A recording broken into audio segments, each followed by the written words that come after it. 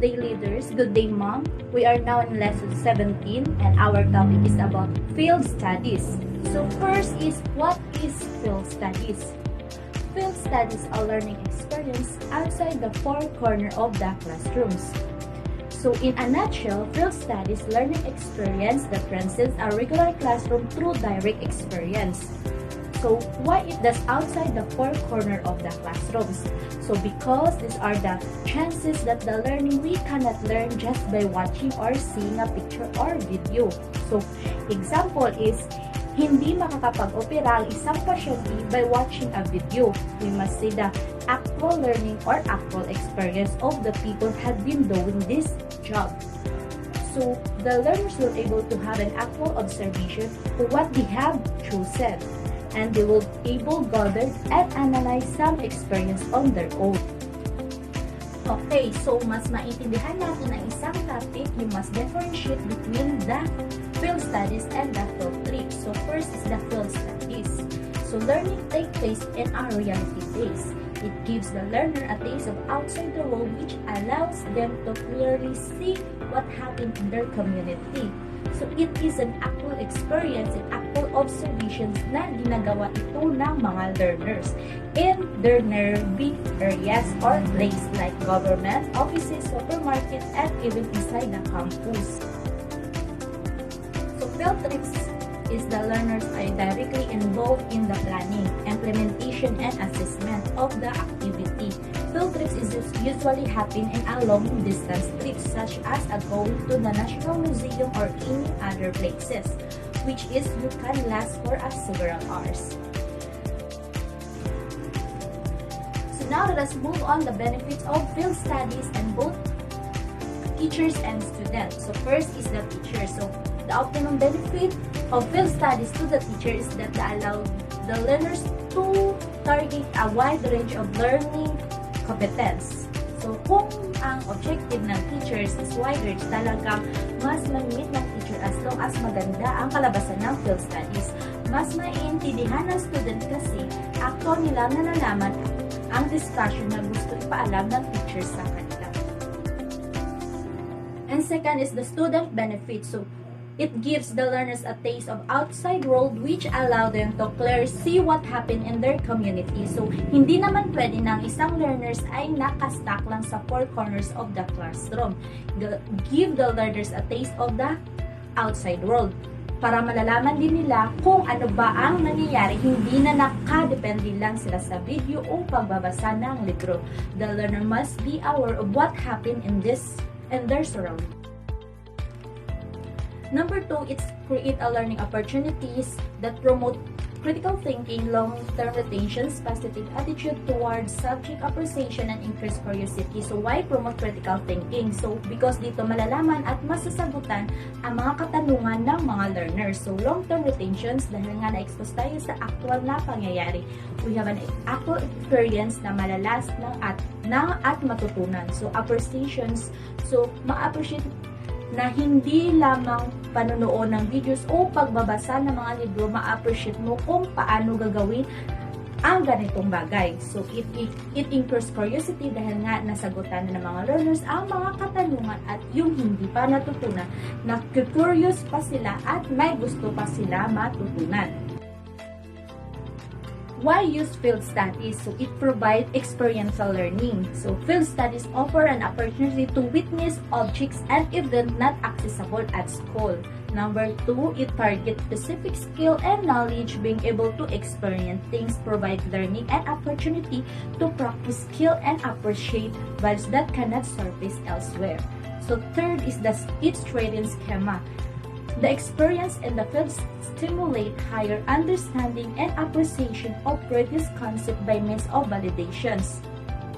Fourth is it motivates values development. So exposure to a phenomenon stimulate appreciation and concern for the visited event or place.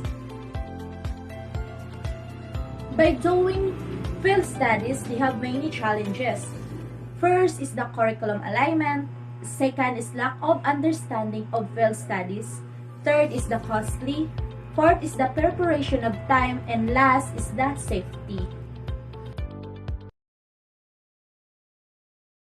What to keep in mind when planning and doing field studies. For a smooth and successful field study, the Center of Teaching and Learning 2019 enumerated things that teachers need to keep in mind in planning and conducting the said activity. Awareness. In a starter kit, teachers basically have to condition the learners before the actual visit. Teachers need to point out the purpose, the do's and don'ts during the visit, and most importantly, the assessment part. Engage. The most significant factor that teachers need to highlight is student involvement. They have to plan out every detail and experience that the learners need to undergo through. Metacognitive learning. The excitements should not stop on the site visit itself. Build upon. Curiosity signals effective and motivational learning. Illustrate. Never fail to integrate ideas in real life. The integration could happen during the on-site visit or inside the classroom. Assess. As part of the educative process, it is relevant to ensure that the learners have gained the desired competencies and knowledge. Field Study Toolkit. The success of any activity greatly depends on the extent of the teacher's preparation. Hilda Tabas Cognitive Task. Interpretation of data. Step 1. Question. What did you notice? See. Find. What differences did you notice? What similarities did you notice? Rationale. To provide an opportunity for students to enumerate items. Step 2. Questions. What do you think might be the cause of? The effects. What might we infer from? Rationale. To provide an opportunity for students to verbalize cause and effect relationship and inferences. Step 3. What makes you think so? How do you account for that? To give students the chance to state reasons for inferences. Step 4. What could you say generally? What general statement could you make? To give students the opportunity to generalize about the relationships they see. Function. To develop the skill of generalizing by processing data and arriving at conclusions and generalizations.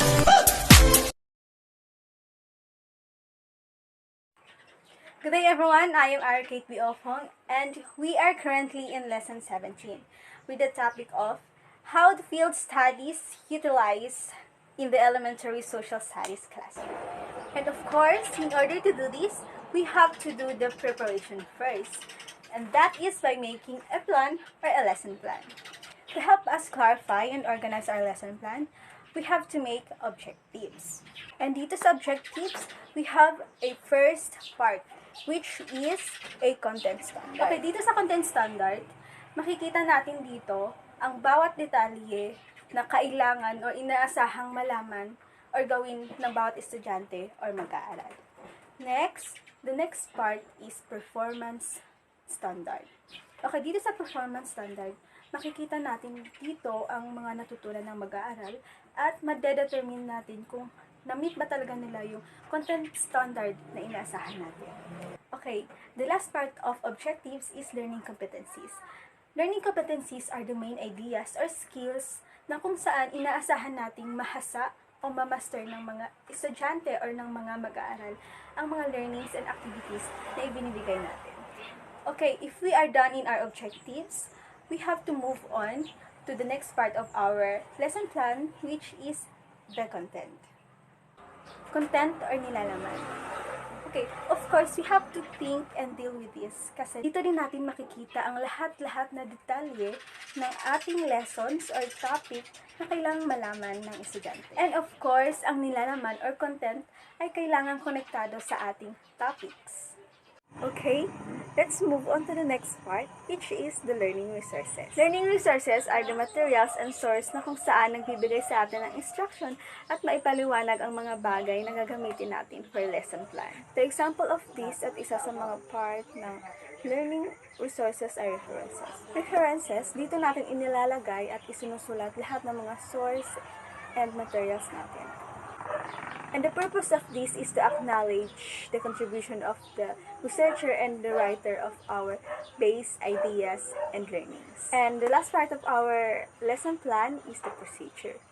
Procedures is the ways, steps, and methods for giving instructions, studies, and activities for students. And the part of this is procedure before the lesson, during the lesson, and after the lesson. And this will be the end of our discussion. Thank you, everyone.